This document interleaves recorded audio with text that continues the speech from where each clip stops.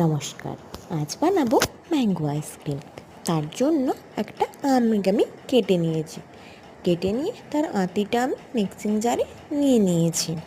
এরপর আমি একে একে দিয়ে দেব কাজু, দিয়ে দেব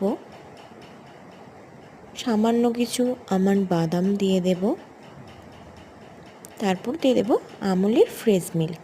এটা আমার প্রায় নিয়েছিল 80 টাকা মতন। আমি পুরোটা দেব না, যেহেতু আমার একটা আম, তো এই জন্য আমি হাফ দিয়ে দেব, অর্ধেকটা আমি দিয়ে দেব।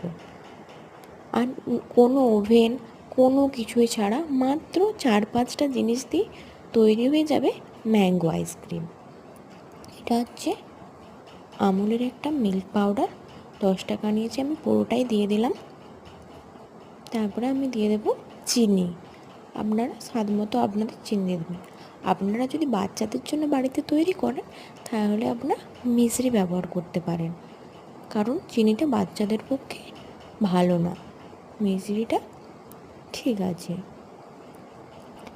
এরপর আমি দিয়ে দিচ্ছি গরম করে রেখেছিলাম 1 কাপ মতন দুধ। তারপর দেখুন আমি ব্লেন্ড করে নিয়েছি মিক্সিং জারে। এবার আমি 2-3 ঘন্টা মতো সেট হতে ফ্রিজে রেখে দেব। 3 ঘন্টা রেখে দেব।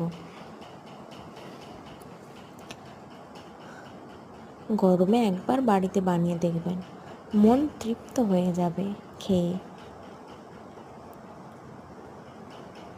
এরপর আমি কেটে রেখেছিলাম আমগুলো ছোটো ছোটো কুচি কুচি করে। এরপর আমি উপর থেকে আম আর টুটি ফুটি দিয়ে ডেকোরেশন করব। আমটা দেওয়ার কারণ যাতে ফ্লেভারিংটা আসে, টেস্ট আসে। কারণ বাজার যে আমরা ম্যাঙ্গো আইসক্রিম কিনে খাই তাতে শুধু ফ্লেভারিং দেওয়া থাকে, আম তো নামের গন্ধই থাকে না, শুধু আমের ফ্লেভারিং দেওয়া থাকে। কিন্তু বাড়িতে বানালে আম যত মন চায় আম দিতে পারবেন, সেটাই খুবই ভালো। তো আমিও 4-5 ঘন্টা সেট হতে ফ্রিজে রেখে দিয়েছিলাম। দেখুন কি সুন্দর হয়েছে, আপনারা বাড়িতে একবার ট্রাই করে দেখবেন।